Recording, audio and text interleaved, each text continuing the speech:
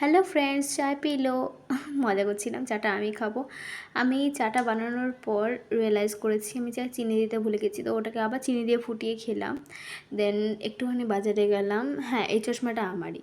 তারপরে সকালবেলা যেহেতু স্নান হয়ে গেছিলো, তো মা একটু মাথায় ভালো করে তেল মাখিয়ে দিচ্ছিলো।